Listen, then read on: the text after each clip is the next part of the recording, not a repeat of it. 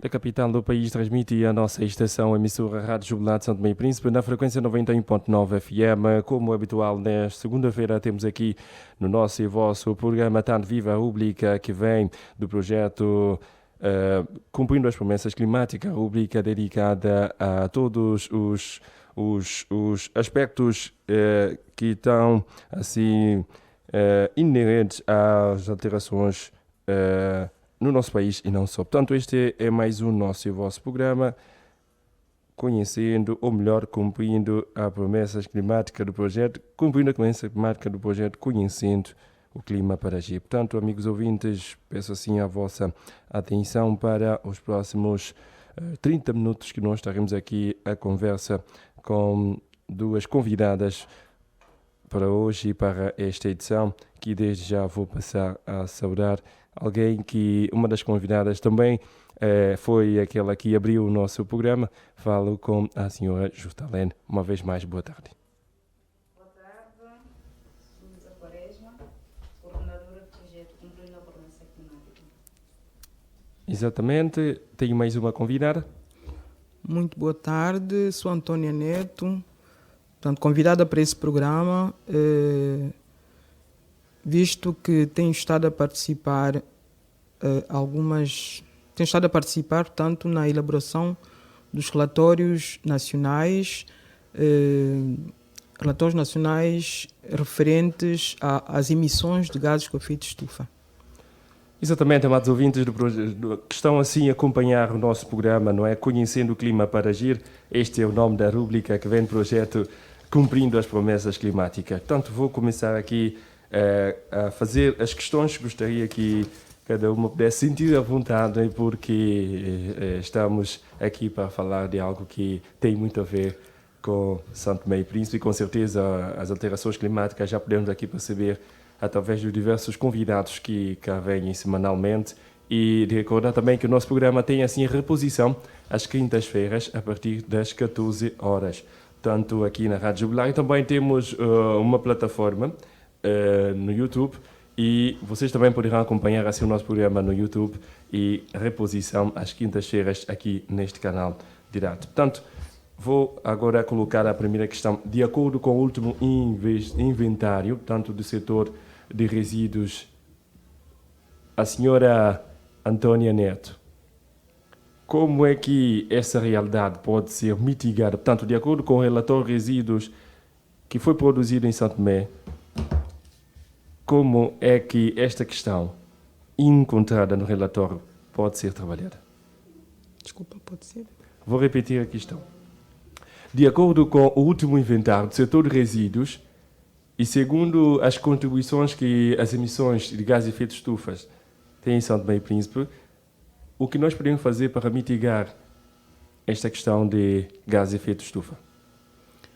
Obrigada pela sua questão.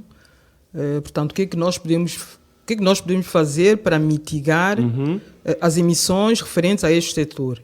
Portanto, algumas medidas podem ser tomadas, principalmente se nós aplicarmos a política mesmo sobre esse setor resíduo e utilizar a parte orgânica dos resíduos que vão para a lixeira, nós podemos reduzir portanto, o gás que sai de lá, que é o gás metano.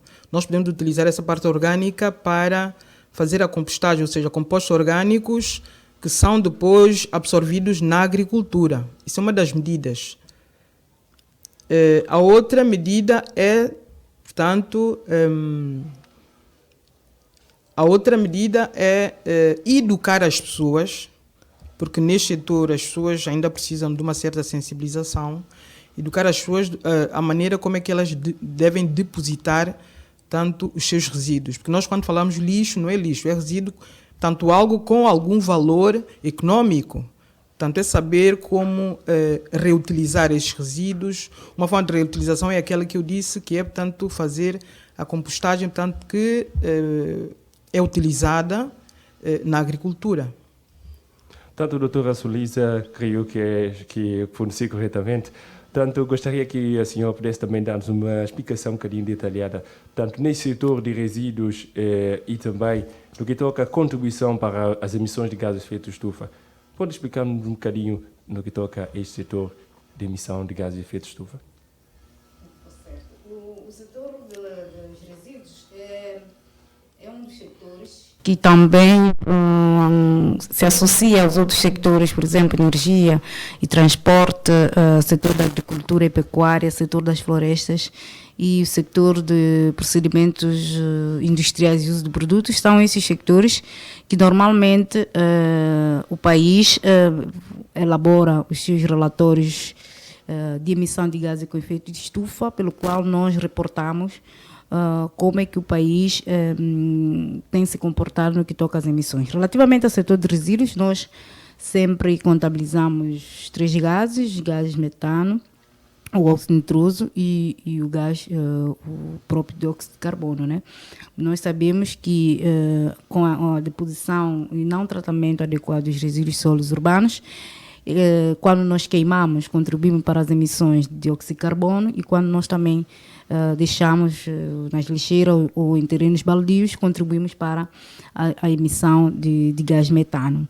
E nós também temos um setor que também é contabilizado no setor de resíduos, que são as águas industriais, que provém das residências, que são aquelas águas cinzentas, que normalmente vão às fossas céticas, e mesmo também temos as águas industriais, as águas residuais que provêm do setor comercial e também do setor industrial. Então, todas essas fontes que nós consideramos fontes de emissão, nós recolhemos os dados, fazemos os cálculos baseado num software próprio do IPCC, que é o painel intergovernamental para as mudanças climáticas.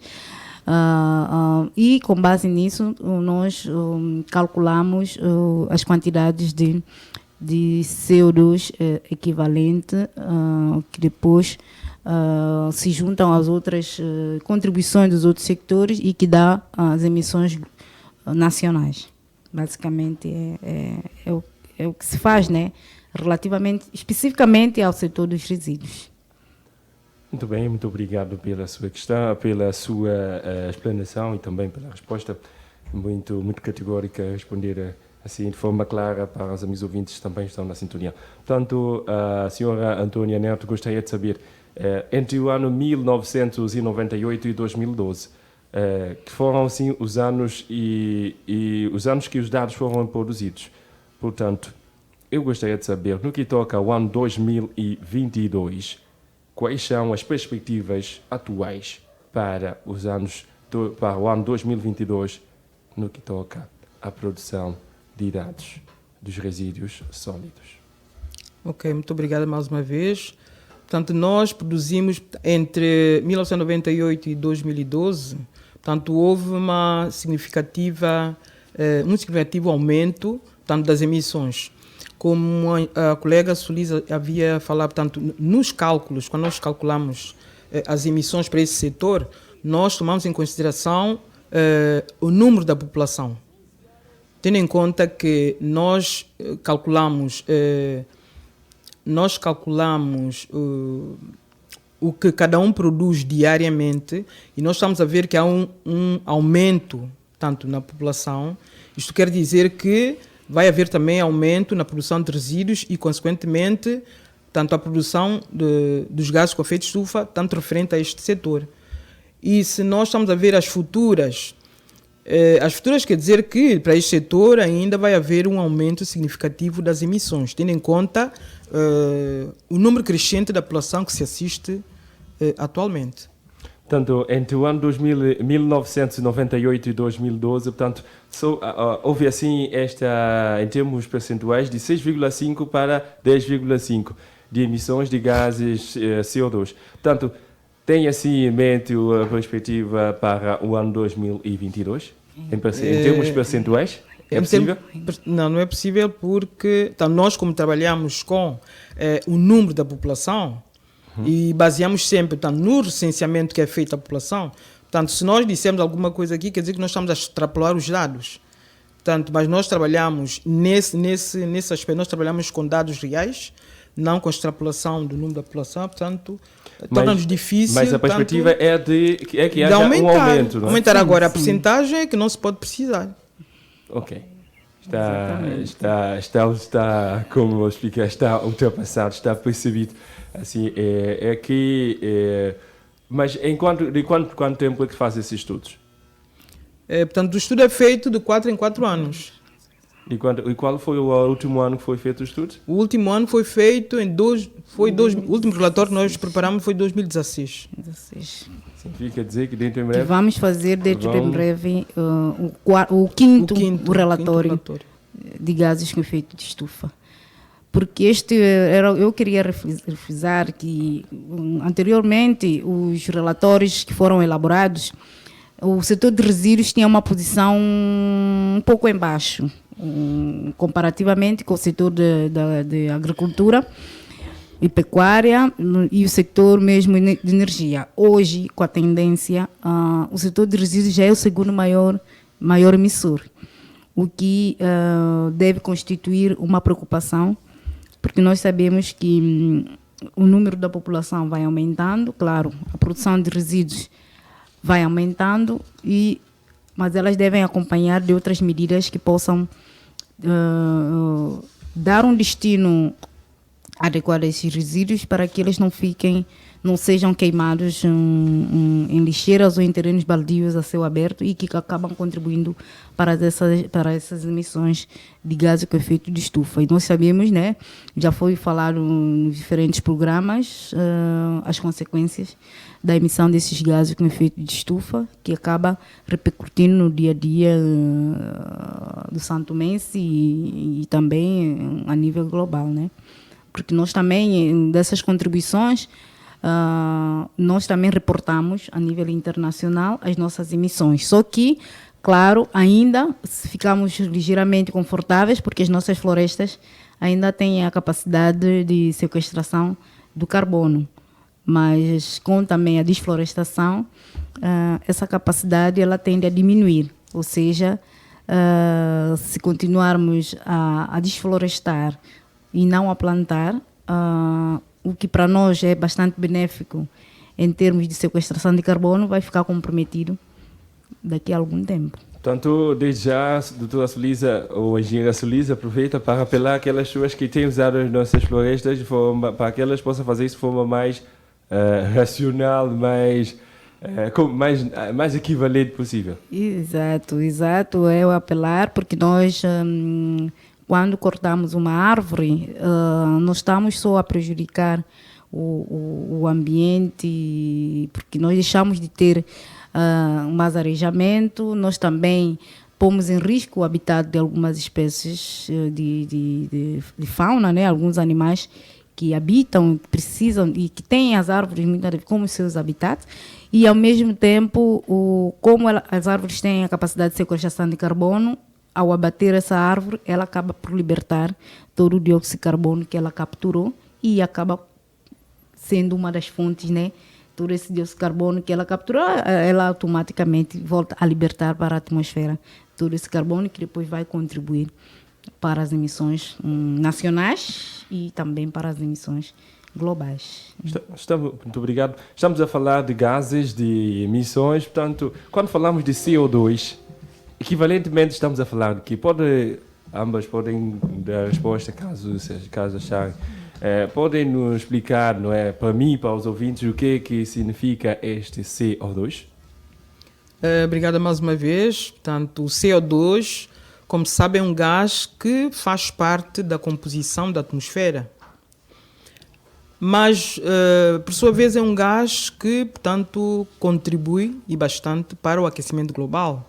Aqui quando nós falamos do CO2 equivalente, portanto, é uma medida métrica utilizada para comparar as emissões de vários gases de efeito de estufa baseado no seu potencial de aquecimento global, portanto, que foi definido numa das conferências das partes e depois foi revisado depois. Portanto, cada gás de efeito de estufa tem o seu potencial de aquecimento.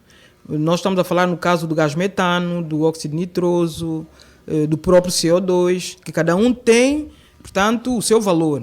Aqui está tabelado e é um trabalho que foi feito, portanto, os cálculos foram feitos para um intervalo de tempo de 100 anos. E nós, por exemplo, quando fazemos, quando nós elaboramos nossos relatórios e temos que fazer os cálculos, tanto há um software que foi produzido pelo painel, o IPCC, não é? E nesse painel há softwares próprios para os cálculos, para diferentes gases. E cada um gás tem o seu fator de conversão. Portanto, a gente converte as toneladas por esse fator e vai nos dar a quantidade de gás que foi libertado para o espaço. Mas, por sua vez, pelo facto do CO2 ser o gás, o principal gás de efeito de estufa, então, todos os outros nós podemos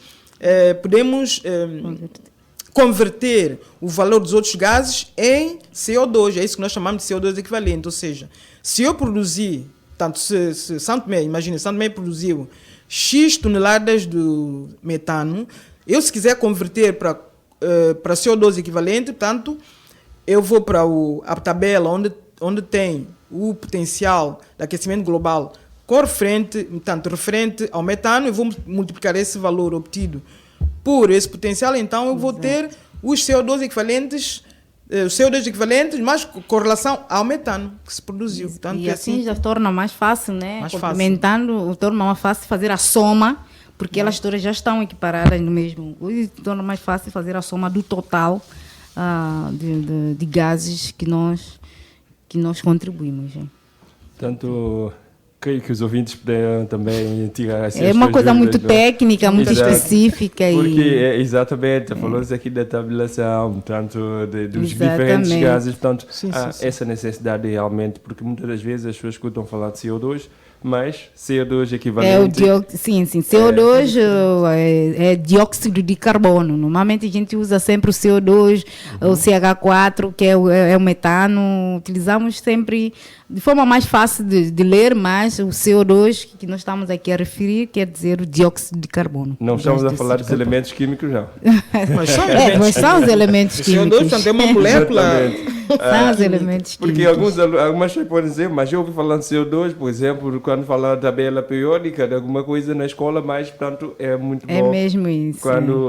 Quando a senhora Antônia disse muito bem em termos de colocação dos gases. Portanto, eu com certeza aprendi mais e os ouvintes também estão no outro lado também. Portanto, para dizer que o CO2 como tal, o dióxido de carbono, é um gás que faz parte da composição do ar. Na composição do ar nós temos oxigênio, nitrogênio, CO2, vapor de água, mas o CO2 equivalente é uma medida métrica de conversão de um outro gás para equivalente CO2. Portanto, é uma medida métrica. Portanto, essa medida nós temos que calcular. Por isso que cada gás de efeito estufa tem o seu valor tabelado, padronizado. Ok. A próxima questão que gostaria de colocar é a seguinte, as duas também, de uma vez que a doutora Solisa tem complementado e reforçado muito bem algumas questões. Portanto, eu gostaria de dizer, as NDCs prevêem também medidas de mitigação e adaptação, portanto, para o setor das emissões, porque se tem essas medidas, ou se não tem, se tem, por quê? Sim. Posso falar, e a doutora Antônia também complementar. Nós, nas nossas contribuições nacionalmente determinadas, as nossas tais NDCs, que nós atualizamos em julho de 2021, nós identificamos 3 medidas para o setor dos resíduos. Essas medidas são, na maioria das vezes, são transversais. Quer dizer, acabam sendo um pouco de mitigação, um pouco de adaptação. Porque tanto de mitigação, como a doutora Antônia falou, um exemplo, a compostagem, a valorização dos resíduos para a produção de composto, é uma medida de mitigação. E nós também podemos aproveitar os resíduos, caso houver um potencial de resíduos a nível do país, também pode ser valorizado energeticamente, aproveitar o lixo para produzir energia. São várias formas que nós podemos, várias medidas que nós podemos optar e que vão nos ajudar a cumprir com as promessas climáticas que o país definiu.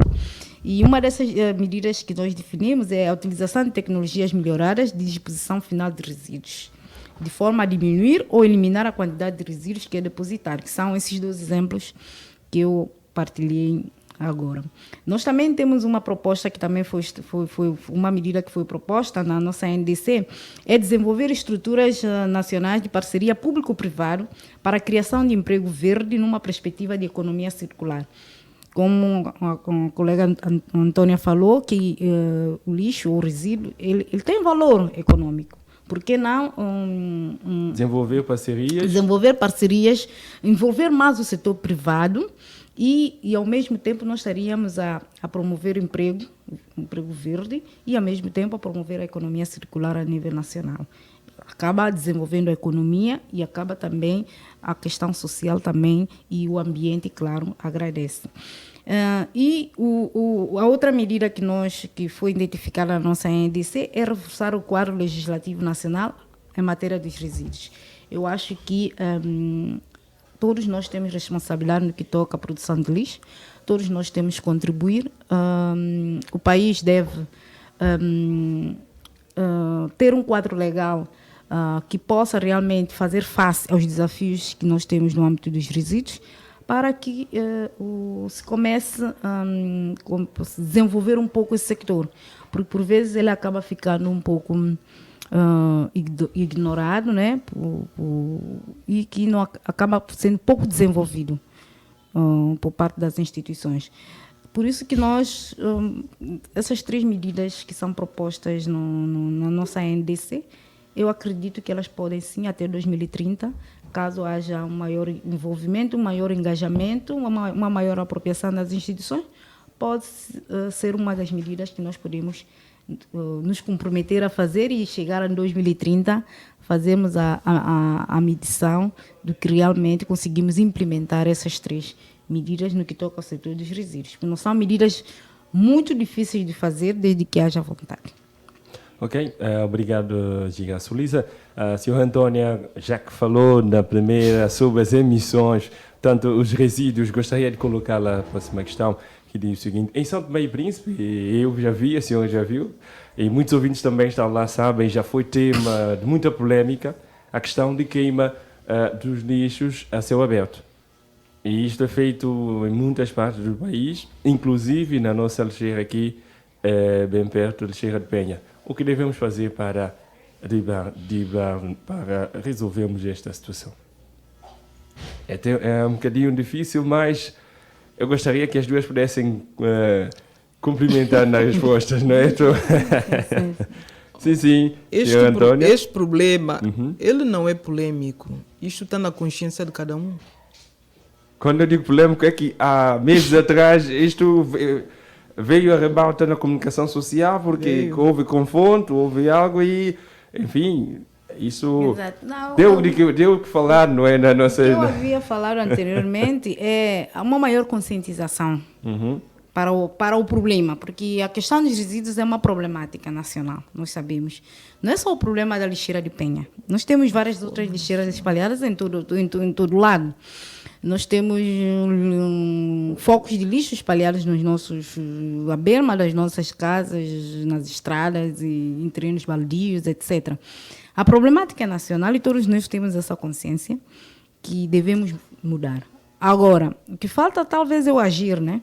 Falta é ação prática, falta é tirar o que... Porque o diagnóstico já foi feito, nós já fizemos o diagnóstico, já conhecemos o problema. O que falta é a mobilização de fundos para que realmente comecemos a fazer uma melhor gestão de resíduos. Porque quando nós falamos de gestão de resíduos, não é só pegar o lixo na porta do cidadão e colocar na lixeira de Penha. Ou numa lixeira qualquer do distrito. Quando eu falo da gestão, ele parte desde da separação, né? Em casa, depois vai para a recolha, depois o transporte, depois o armazenamento, depois a deposição final, depois o tratamento. Então, ela passa por todas essas etapas e, passando por todas essas etapas, aí sim eu estaria a falar da boa gestão dos resíduos sólidos urbanos. Não passando por essas etapas, já não estamos a fazer a boa gestão. Estamos tentar resolver, né, o problema com base nas infraestruturas atuais que temos, porque gerir os resíduos não é uma tarefa fácil, também não é barata. Só o transporte de resíduos já leva requer algum investimento. Por isso que essa proposta que está sendo, essa medida que se propôs na NDC, que é incentivar a parceria público-privada, eu acho que é extremamente importante, porque se nós envolvemos o setor privado, juntamente com o público, as instituições públicas, e fazer a melhor gestão de risco, eu acho que seria possível.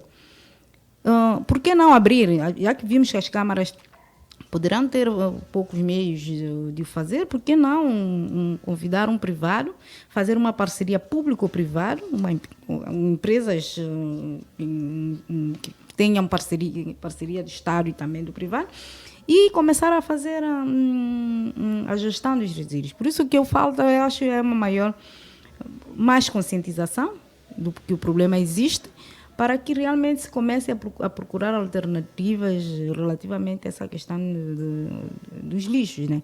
Porque nós sabemos que quando nós queimamos o lixo, não estamos só a emitir dióxido de carbono, não estamos só a emitir, estamos também a emitir outras substâncias nocivas para o ambiente.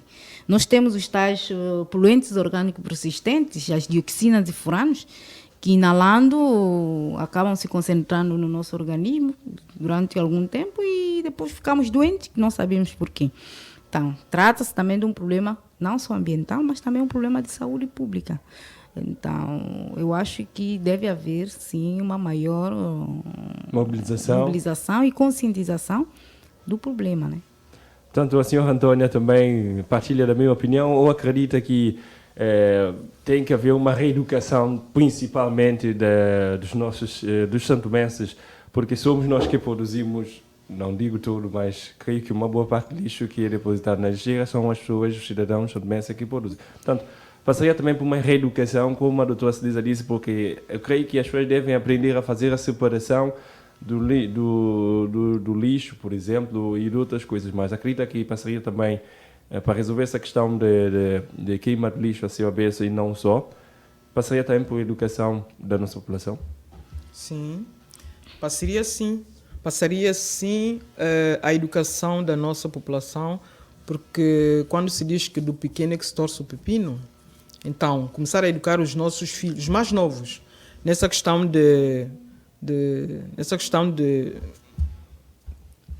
a forma de tratar os resíduos. Porque nós ainda temos esse hábito que não deixamos de deitar lixo em qualquer lugar. E isso, se nós educarmos nossos filhos, os mais novos, de que não é lixo, é resíduo, porque ele tem algum valor econômico. A ver?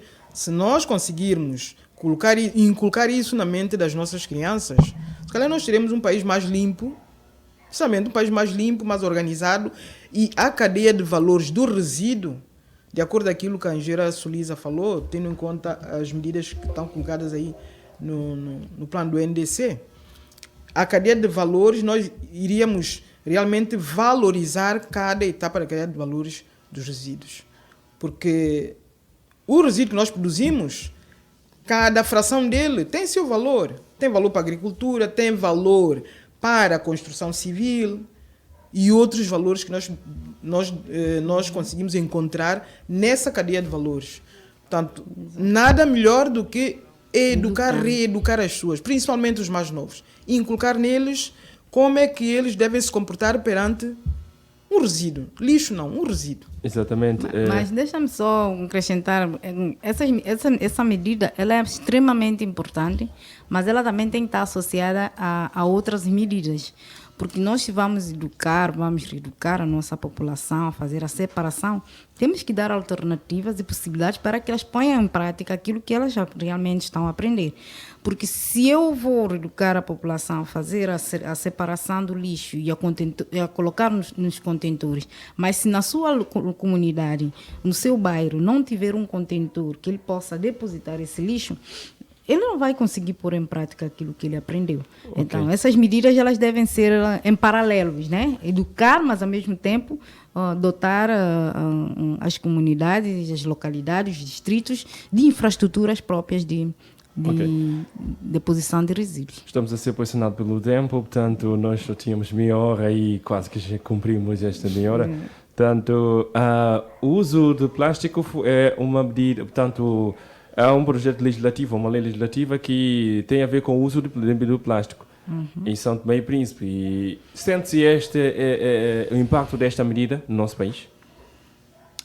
Ainda não se está sentindo de forma... Porque também a lei ela entrou em vigor em janeiro, né? Depois teve 6 meses ainda para a sua implementação efetiva. Mas já se começa, eu como cidadã já começo a sentir, por exemplo, há lojas que já estão a cobrar o plástico.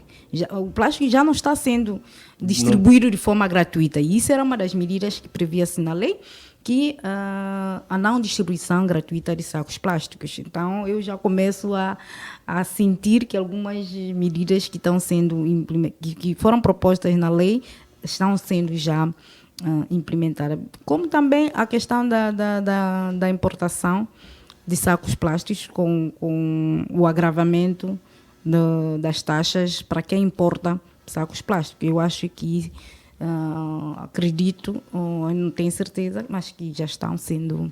Pelo facto das lojas estão a cobrar pelos plásticos... Isto causa algum impacto direto? Sim, porque as pessoas já são obrigadas a levar menos sacos plásticos para casa, antes... Ou são obrigadas também a trazer os seus sacos? Exatamente. Porque como antes era distribuído de forma gratuita, eu levava 5 ou 6 plásticos para casa, porque era mais confortável. Mas agora, como se paga, as pessoas começam agora a pensar 1 ou 2 vezes a quantidade de plástico que levam e também a alternativa de levarem coisas que possam realmente carregar maior número de compras de casa. Portanto, última questão para nós fecharmos esta pequena entrevista. Ao longo da semana passada decorreu vários workshops distritais. Portanto, com vista à divulgação das NDCs e outros documentos mais. Qual é o balanço que fazem deste workshop? E também desta iniciativa, não é? Porque foi uma iniciativa ao nível nacional, ocorreu nos diferentes distritos. Qual é o balanço que fazem neste caso desta atividade? Faço um balanço positivo, né? Porque nós conseguimos cumprir com o nosso objetivo, que é informar no âmbito das mudanças climáticas, informar o que o país já tem feito no que toca às mudanças climáticas e aos compromissos que o país assumiu neste domínio. Foi bastante interessante porque houve muita troca, para além da informação que nós levamos, nós também recebemos também informação. Houve uma troca de conhecimento, de informação, e foi bastante positivo em todos os distritos. Tivemos exemplos concretos, cada um participante conseguiu contextualizar e dizer, com exemplos concretos dos efeitos das mudanças climáticas que já se faz sentir em cada um dos distritos. E isso foi bastante bom saber que muitas pessoas estão atentas. Temos que fazer mais essas ações, ampliar mais. Acredito que aqui também com a rádio nós também estamos a fazer isso, ampliar um pouco mais essa divulgação dessas informações. Por isso que eu só tenho a dizer que foi bastante bom esses 6 dias que nós fizemos em cada um dos distritos que passamos, foi bastante positivo para nós. Não sei se a doutora Antônia, que esteve presente em alguns distritos, possa também partilhar um bocadinho a experiência. Mas antes, a doutora Solisa, houve algum distrito que mais se destacou, que mais realçou um ou outro fator que pode ser tido em conta? Sim, sobretudo aqueles distritos onde, por exemplo, eu vou dar exemplo no distrito de Cauê, onde uns disseram que está a chover muito e até por demais, e que isso tem influenciado bastante, por exemplo, na agricultura. Há outros distritos, Lobata, por exemplo, que com a diminuição das chuvas também tem prejudicado bastante a agricultura. Então, cada um dos distritos trouxeram exemplos concretos, muito concretos mesmo. Ok, sim, senhora Antônia. Estamos já na reta final. Sim, Portanto, eu estive presente no Distrito Mesoche, que os participantes, portanto, nós fizemos a exposição do tema, explicamos, portanto, o objetivo da nossa presença ali, e os participantes, eles participaram vivamente no evento, fizeram perguntas, obtiveram respostas sobre essa questão de mudanças climáticas, tanto é que há pessoas que já têm algum conhecimento sobre as mudanças climáticas e os efeitos, e, portanto, o balanço que eu faço, pelo menos da ação onde eu estive, faço um balanço bastante positivo. Tanto as duas podem aqui, não sei se é demais, deixar as últimas mensagens para aqueles que estão na nossa sintonia. A única mensagem que eu deixo ficar é que as pessoas fiquem mais abertas e que devemos todos conhecer, ter informações no âmbito das mudanças climáticas para poder também ajudar, agir para a mudança. Basicamente, é essa mensagem que eu deixo. Todos nós fazemos parte. Senhora Antônia, última mensagem para os ouvintes e para os santomenses. Eu tenho que agradecer, portanto, esta oportunidade que me foi dada de dizer alguma coisa sobre a questão de resíduos, sabemos que é pouco, o tempo também é limitado. Dizer alguma coisa sobre os resíduos, e o que eu espero mesmo é que para o futuro que a gente tenha estruturas próprias para tratar os resíduos. Tanto isto é que falta no país, estruturas próprias para o tratamento adequado dos resíduos, porque de lá nós podemos tirar muito rendimento. Não é? Fazer a separação adequada dos resíduos, saber o fazer com o quê, tanto não deixar como está, e assim nós teremos um país mais limpo, mais convidativo. Desenvolvimento do turismo também, nós não fazemos essa ligação, mas contribui significativamente. Mais acolhedor para quem vem nos visitar, não levar essa imagem de Santo Tomé, que é um país bonito, sim senhor, mas tem lixo por toda a parte. Ok, muito obrigada às duas. Não sei se a senhora Solisa... Não. Eu agradeço em nome da rádio pela vossa presença e que possam aparecer aqui mais vezes. Muito obrigado a todos. Obrigado. Próximo.